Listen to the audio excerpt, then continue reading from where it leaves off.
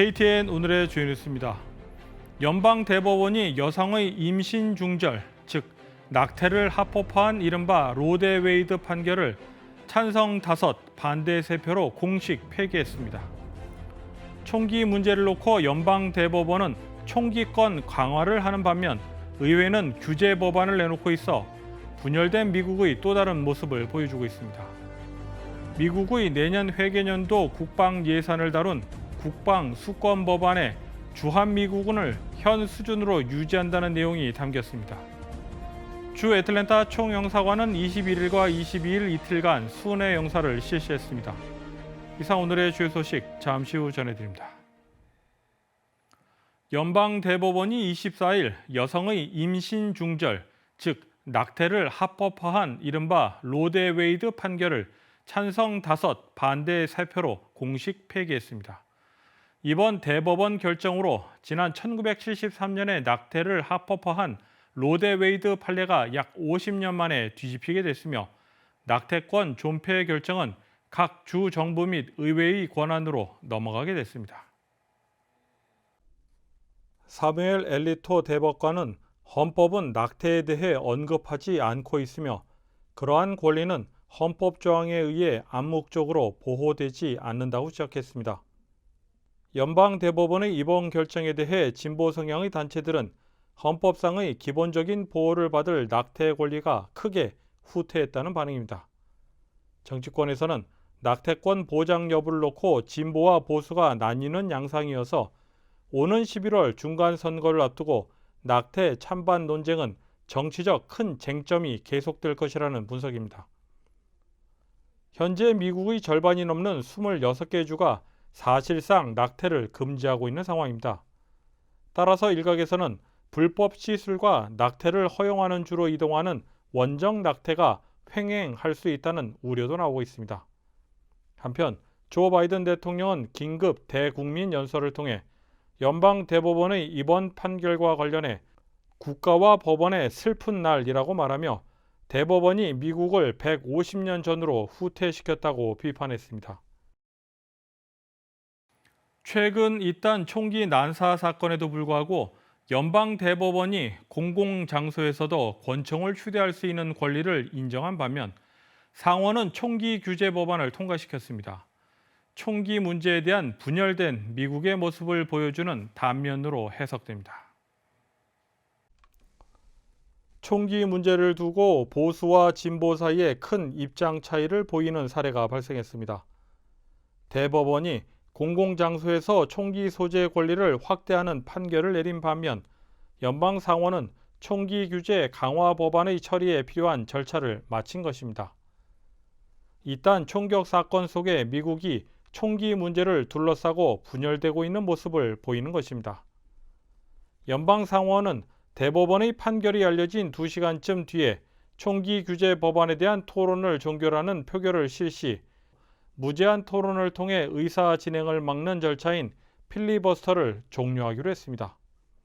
불과 얼마 전까지만 해도 통과가 어려울 것으로 보였던 상원에서도 공화당 의원 15명의 찬성표 가세로 총기 규제 법안이 통과돼 법안 시행이 가능할 것이라는 전망입니다.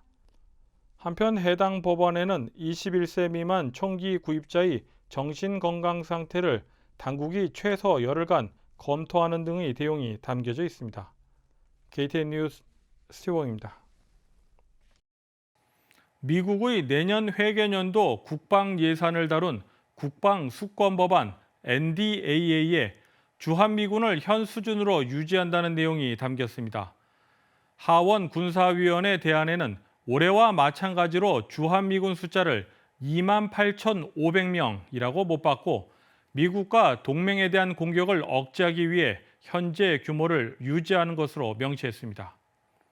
법안은 또한 한미 상호 방위 조약 70주년 및 북한 핵 위협에 대한 확장 억제와 관련해 별도 항목을 마련하는 등 한미 동맹의 중요성을 한층 강조했습니다. 한편 일각에서는 국가 수권 법안 처리가 중간 선거 일정 등의 현안을 감안해 11월 이후로 미뤄질 수 있다는 관측이 나오고 있습니다. 주 애틀랜타 총영사관의 박윤주 총영사는 22일 장하라 영사와 김수현 영사와 함께 테네시주 내시빌 소재 한국전 참전용사 기념비에 참배하는 시간을 가졌습니다. 또한 애틀랜타 총영사관은 21일과 22일 이틀간 순회 영사를 실시했습니다. 내시빌 한인연합감리교에서 실시된 이번 순회 영사에는 내시빌을 비롯해 클락스빌 등 인근 지역 동포들이 참여해 여권과 공증, 재외국민 등록 등 약 170여 건의 서비스가 제공됐습니다. 열차와 대형 트레일러가 충돌하는 사고가 한인타운에서 발생했습니다. 스와니 시 경찰에 따르면 23일 오후 2시경 스와니 댐 로드와 메인 스트리트 교차로 인근에서 열차 건널목을 지나던 대형 트레일러가 열차와 충돌했습니다. 이번 사고로 사상자는 발생하지 않았습니다. 하지만 주변 지역 차량 통행이 2시간가량 통제되면서 사고 지역을 중심으로 스와니 시청 일대에 극심한 교통 체증이 발생했습니다. 또한 우회 차량들로 인해 인근 퇴근길 운전자들이 큰 불편을 겪어야 했습니다.